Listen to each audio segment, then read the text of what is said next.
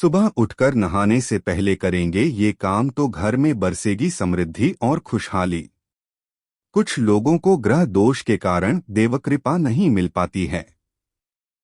इस वजह से उनके कार्य सफल नहीं हो पाते। भाग्य उनका साथ नहीं देता और घर परिवार में अशांति बनी रहती है। कुछ लोगों को ग्रह दोष के कारण देवकृपा नहीं मिल पाती है। इस वजह से उनके कार्य सफल नहीं हो पाते। भाग्य उनका साथ नहीं देता और घर परिवार में अशांति बनी रहती है। कुछ लोगों को ग्रह दोष के कारण देवकृपा नहीं मिल पाती है। इस वजह से उनके कार्य सफल नहीं हो पाते। भाग्य उनका साथ नहीं देता और घर परिवार में अशांति बनी रहती है। आमतौर पर उपाय से संबंधित पूजा पाठ नहाने के बाद ही करने का नियम है, लेकिन कुछ ऐसे उपाय भी हैं जो आप सुबह उठने के बाद नहाने से पहले बिस्तर में ही कर सकते हैं। इसके लिए आपको पूजन सामग्री की भी जरूरत नहीं होती है। आमतौर पर उपाय से संबंधित पूजा पाठ नहाने के बाद ही करने का नियम है, लेकिन कुछ ऐसे उपाय भी हैं जो आप सुबह उठने के बाद नहाने से पहले बिस्तर में ही कर सकते हैं। इसके लिए आपको पूजन सामग्री की भी जरूरत नहीं होती है। कुंडली दोष को दूर करने के लिए ज्योतिष शास्त्र में कई उपाय बताए गए हैं। कुछ उपाय बड़े ही सख्त होते हैं, जबकि कुछ बहुत ही सरल। कुंडली दोष को दूर करने के लिए ज्योतिष शास्त्र में कई उपाय बताए गए हैं। कुछ उपाय बड़े ही सख्त होते हैं, जबकि कुछ बहुत ही सरल। यहाँ तक कि नहाना भी इन उपायों के लिए जरूरी नहीं है। इन उपायों के लिए जरूरत है तो बस श्रद्धा और साफ दिल की। आइए आपको बताते हैं इन उपायों के बारे में।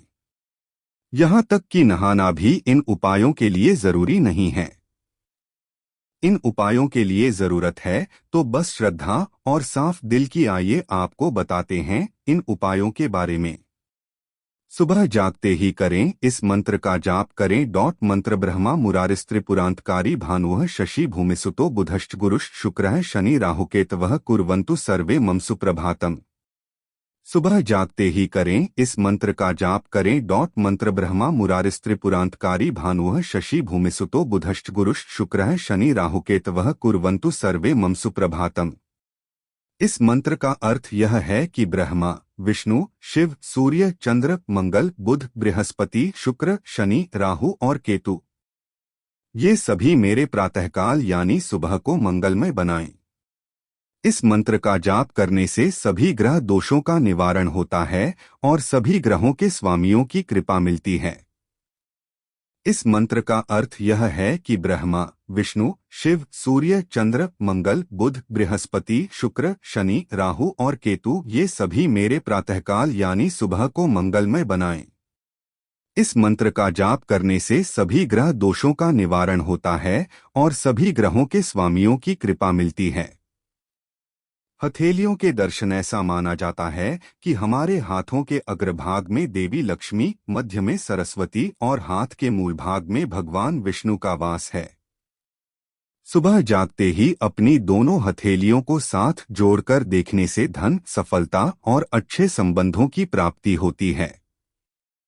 हथेलियों के दर्शन ऐसा माना जाता है कि हमारे हाथों के अग्रभाग में देवी लक्ष्मी, मध्य में सरस्वती और हाथ के मूल भाग में भगवान विष्णु का वास है। सुबह जागते ही अपनी दोनों हथेलियों को साथ जोड़कर देखने से धन, सफलता और अच्छे संबंधों की प्राप्ति होती है। ब्रह्मा मुहूर्त में उठना। शास्त्रों के अनुसार ब्रह्मा मुहूर्त यानी सूरज उगने से पहले उठना अच्छा माना जाता है। ये समय ध्यान करने के लिए श्रेष्ठ माना गया है।